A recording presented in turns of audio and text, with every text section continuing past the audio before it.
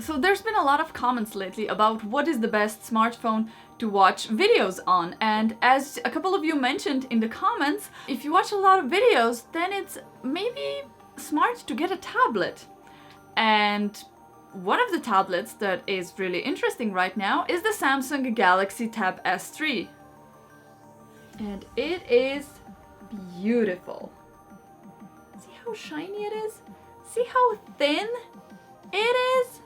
I was seriously afraid I'm going to break it. It's huge, but it's still super thin and super stylish. So if we start with the design, it is all glass front and back. It is super thin, as I mentioned a couple of times by now. It looks beautiful, and I really like it that it's black.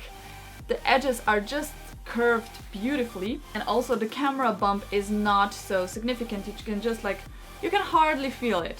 The cloth is going to be your best friend. This is just a huge fingerprint magnet. I would suggest you get some sort of a case, a protection, something for it, because it's like really thin. Like, I'm afraid I'm gonna break it all the time. If we start on the top, we have 2 speakers on the top, 2 speakers on the bottom to get that true stereo experience. You also have the power on button, volume button, and then the slot for the SD and SIM card. My model is a Wi-Fi model, so even if I would put the SIM card in, it wouldn't work. But you can also get the 4G model, which is SIM card, which has the SIM card supported. So mine just has a slot that doesn't do anything. If we continue down the line, it charges with USB Type C, and it also has a headphone jack, which is awesome. And on the other side, you have the connector for different accessories if you have a dock or if you want to put the keyboard on. So I asked you on Twitter, what do you mostly use your tablets for? And the answer was pretty much unanimous. You said to watch movies and series. So the Samsung S3 with its 9.7-inch display is perfect for that. Look how big it is. It's huge. It's like my head, only bigger.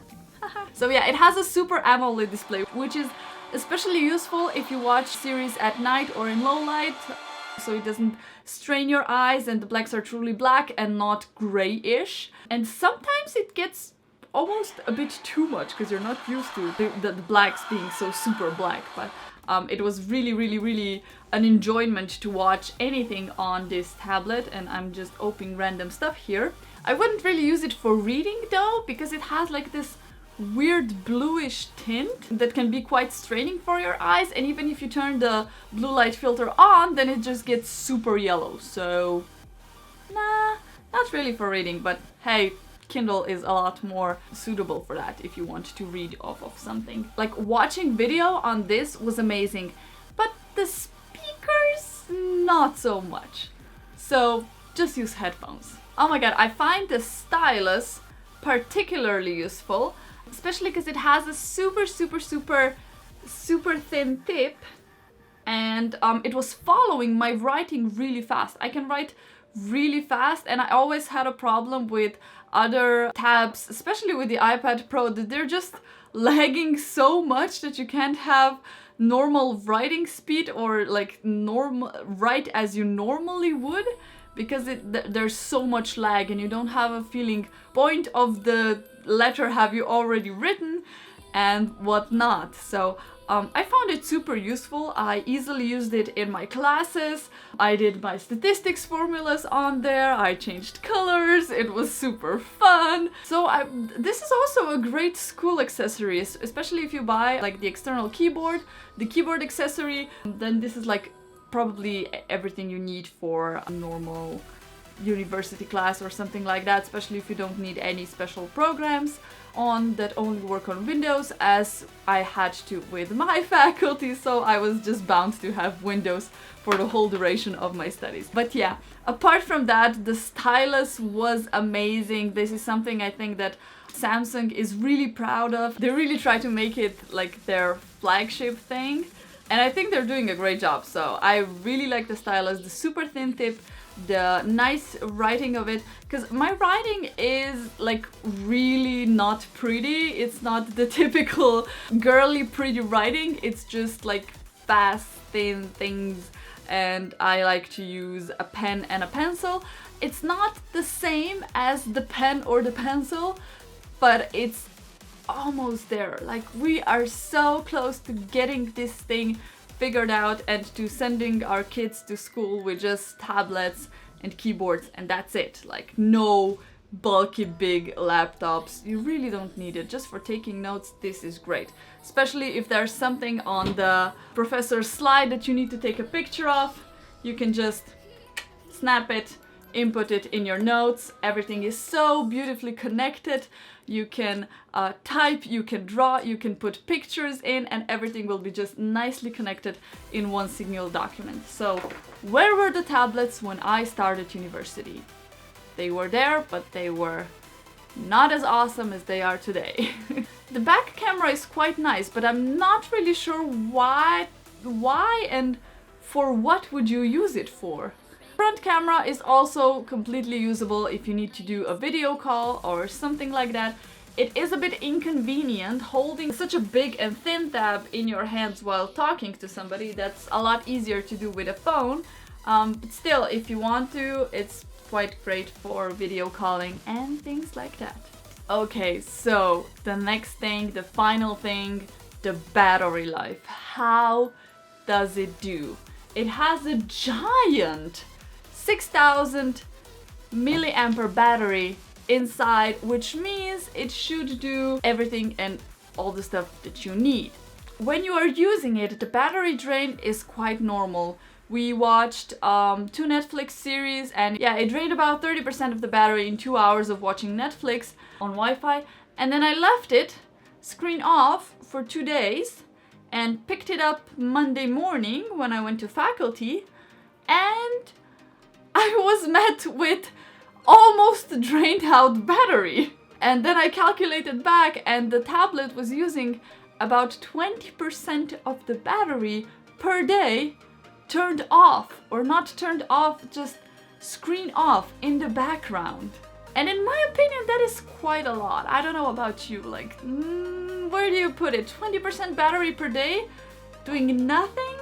We have a couple of iOS devices around our house, and we're not used to such huge battery drain when you are not using anything. Even my Asus tablet almost doesn't use any battery whatsoever when it is not used.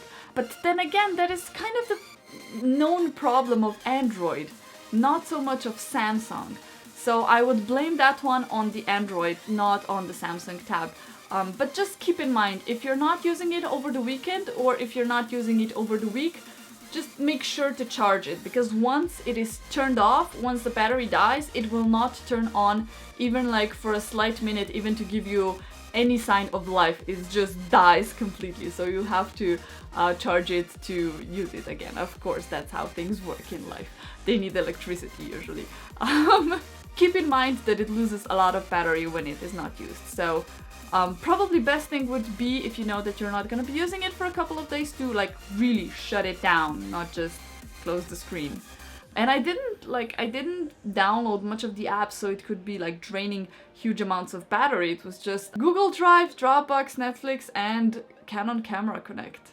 That is all. And it was draining 20% per day. Wow. I think that tablets are really interesting because you don't really need it, but at the same time it's really nice to have. But at the same time, if you have a kid, or if you are a kid, it's maybe even more useful than having a laptop. So maybe if you do a lot of field work, that could come in handy for you if you need something just to quickly do the things. But this is not really a durable kind of tablet. This is for the people who know how to be careful with their things, do not drop things, or you get like a really good case for it. This is just like, it's super nice, it's super beautiful, but so slippery. So just keep that in mind when you are thinking of getting this tablet, that it's not a robust thing and it can easily break. So yeah, tablets can be useful, but you don't really need them, but they can be like really interesting. It's like an interesting mix of things, an interesting thing that popped up, and nobody really knows why would they use it, but everybody just wants to have it, and sooner or later I have a feeling that every family gets a tablet. Let me know in the comments down below what you think about tablets. I have the Asus Transformer book, which is like a tablet that goes together with the keyboard, which runs on Windows, so it's technically more of a laptop than a tablet, but it's still a tablet the same. Maybe that is a topic for a whole nother video, but I just wanted to know, what do you think about the whole tablet things, and how do you use your tablets, and where do you really see the potential for them, and what should they really be focused on? Because maybe if I do any future reviews about the tablets, I would really like to know, what do you like to focus on when I'm talking about tablets? And if somebody counted how many times I said tablets, good for you. There's another video if you want to watch it. You are very welcome to subscribe to this channel, because I will try to bring you as much amazing tech stuff as possible, and I will see you very, very soon. Bye!